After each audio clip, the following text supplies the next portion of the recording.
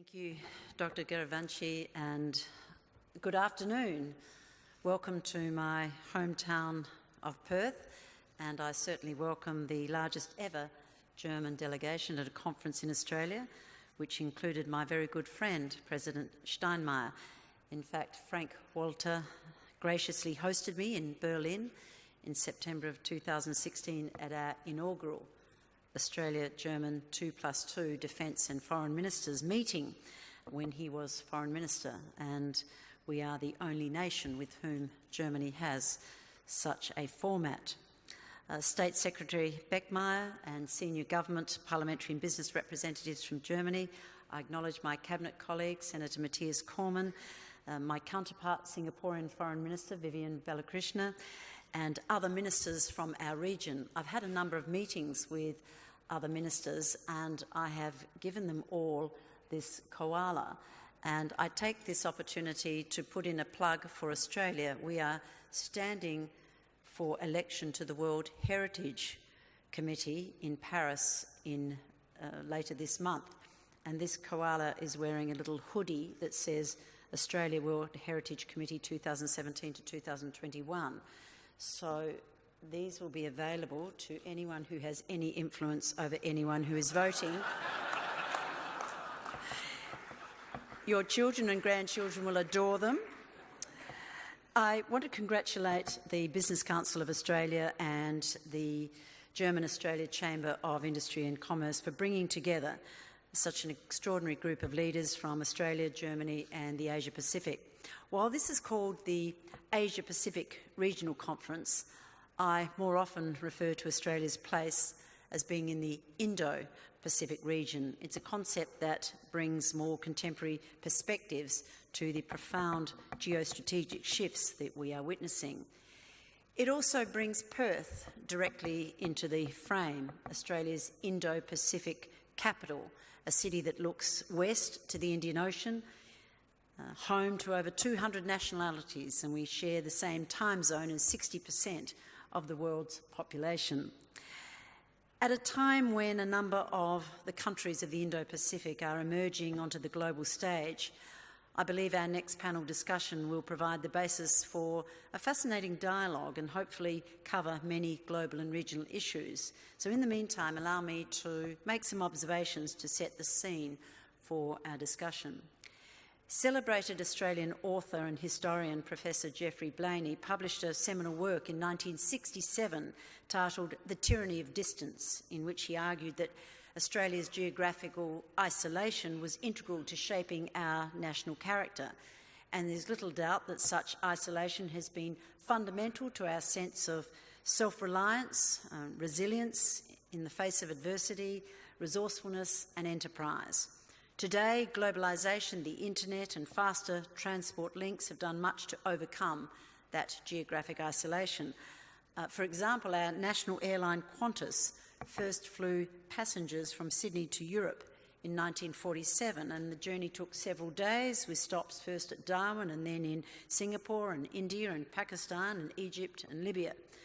I recently attended the launch of the new Qantas Dreamliner, which will be flying Perth-London non-stop from April next year. And just think of it, with onboard wireless internet, these flights won't represent any disruption at all to your workday or decision-making, which some might say is not a technological advance we should embrace. Nevertheless, globalisation in the form of the internet, for example, facilitates the instantaneous exchange of information globally and has supported the development of global supply chains where manufacturers all over the world can and do contribute parts that are assembled into a wide array of products. And globalisation and open markets have brought greater prosperity to almost every corner of the globe, particularly in this region of the Indo-Pacific. While economic power is shifting from west to east, Europe remains a global leader in a wide array of fields, from energy to space and science and innovation. And Australia is a major beneficiary through our bilateral relationships. For example, Australian universities have entered into more than 500 partnerships and agreements with German counterparts, while German research institutes work closely with Australia's scientific body, the CSIRO. We are major trade and investment partners. German companies are significant employers in this country, including a number represented here today. Australian companies also have significant employers in Germany. So, in geostrategic terms, Europe has played a major international role since the devastation of World War II and continues to support the rules-based order it helped to establish. Now, this international order, primarily implemented, upheld and defended by the United States, is a web of treaties, alliances and institutions underpinned by international law. This order has been critical to the relative peace in Europe, the rise of many developing nations, and has seen the largest expansion of wealth and prosperity in human history. However, the international rules-based order is currently under strain, and like-minded nations must work even harder to support it. Some state and non-state actors are seeking to destabilise, undermine or ignore the rules-based order. The most egregious example at present is North Korea, which is in flagrant violation of numerous UN Security Council resolutions that prohibit its development of ballistic missiles and nuclear weapons. There are also anti-free trade and protectionist sentiments emerging in nations around the world. Australia is an open, export-oriented market economy. We are reliant on access to markets and the free movement of goods and services around the world. Strengthening that order will be a key focus of the Australian Government's upcoming Foreign Policy White Paper, which will be launched shortly. Our paper will seek to establish a framework that will guide and support foreign policy makers over the next decade in what will undoubtedly be a more contested and uncertain international environment. How the rise of China will affect our region, the role of the United States as the world's superpower, how technological advances will affect the way we live, work and engage. We will, of course, be seeking to build stronger linkages with like-minded nations, and Germany will be among the forefront of that engagement.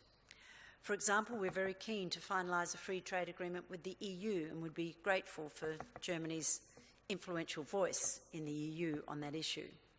Australia is exquisitely located for the establishment of regional hubs from which companies can reach out to the fast-growing consumer middle class of the Indo-Pacific.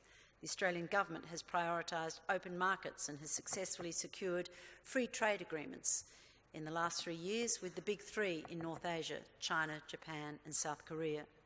We continue to support the Trans-Pacific Partnership as the TPP-11 because we know that lower trade barriers and greater economic reform will deliver jobs, growth and prosperity. Our ongoing economic reforms have delivered us a world record this year. We are entering our 27th year of unbroken, uninterrupted economic growth.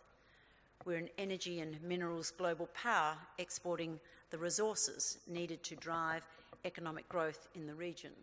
We're actually a proven superpower, a lifestyle superpower. The vibrant city of Melbourne, for example, has now been ranked by The Economist as the world's most livable city for 7 years running. And I have to say, Perth has made the top 10.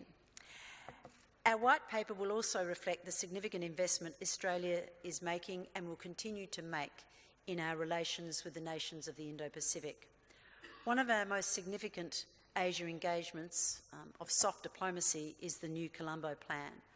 This is a government-funded student program that supports Australian undergraduates take part of their university course at a university in our region, while also having the opportunity to undertake work experience or an internship in a public or private sector entity in the host country.